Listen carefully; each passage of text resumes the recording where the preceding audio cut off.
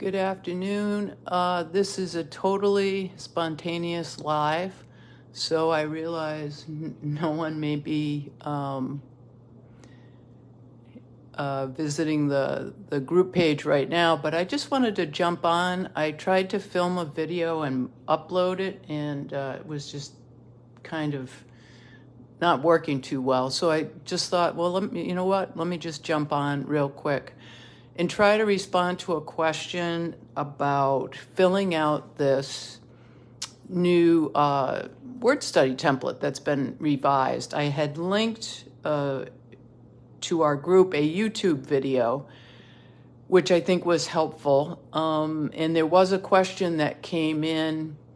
So I wanted to actually just take a moment and give at least one strategy, one way to address that or to try to answer that. And that is filling out the lexicon section of the word study template. There are a couple of ways that you can do this. One way is to use some of the online resources. I like to use Blue Letter Bible.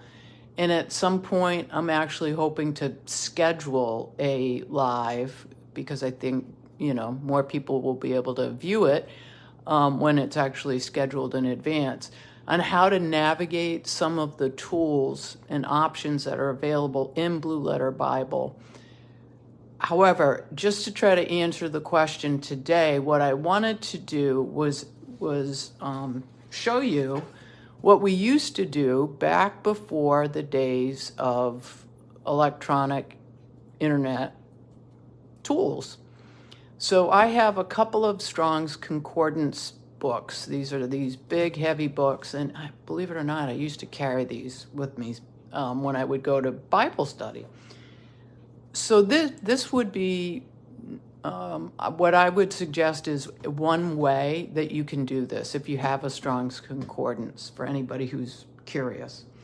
And it's just good for word studies in general. So the word we were studying is wash, or wash me more specifically. So the whole first half or more of this operates much like a dictionary. I'm going to look up the word I want to get more information about, which in this case is wash or washed. And let me just kind of move it over so it's a little bit in frame here. And so I'll see it right down here. And I'm sure this is not the best angle, but and so I see wash, and I see next to it on the right side Strong's Concordance reference numbers. The same that I would find if I went to Blue Letter Bible. And just to make sure I have the right word, I can confirm that by going over to Psalms. I find Psalm 51, verse 2. There's wash, and there's the Strong's Concordance number, which is H3526. Perfect. Okay. So now, to fill out this lexicon sheet, or this lexicon portion, and by the way, I have way more than what's actually needed here, but I digress.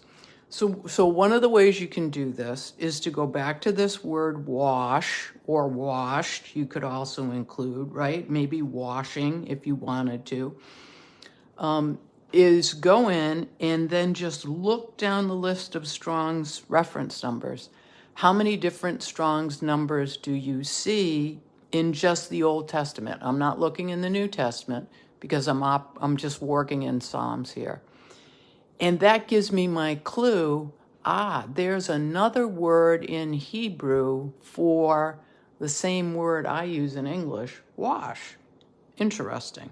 And we find, I think, one predominant other word, and it's Strong's 7364, before we get into the New Testament. And then again, if I want to jump down, I could look at washed. I could look at washing. You get the idea. But let's go look up what 7364 is. And so this is where I go to literally like the back of the concordance. And it's divided in the Hebrew and Aramaic first, followed by the Greek. And my Strong's reference numbers are at the top of the page. So I'm just going to flip through till I find 7364. And here it is. Right here, there's the word in Hebrew, and it gives me some definitions, which is really all I'm looking for. And lo and behold, 7364 is one that I had listed. Now, I had some others. I had water, which really was, and I did this on Blue Letter Bible, by the way. So I had some words that were maybe, I'll say a little extracurricular, if you will. But if I was staying strictly within the confines of what does it say in my Strong's Concordance, I would end up with one other word. Now, you might also ask yourself, what's the purpose of doing this? Well, because in Hebrew, especially in Hebrew, but also in Greek, we can often find several words in their language, that original language, for the one word in English that we're using, that we're reading and studying. And these words can be nuanced in their definitions, in their meaning. It helps us with context. It helps us with gaining insight and understanding. And so that's the reason why we chose to include this lexicon section, because we find it can be very helpful. So that's one way to do it. I would also just add that,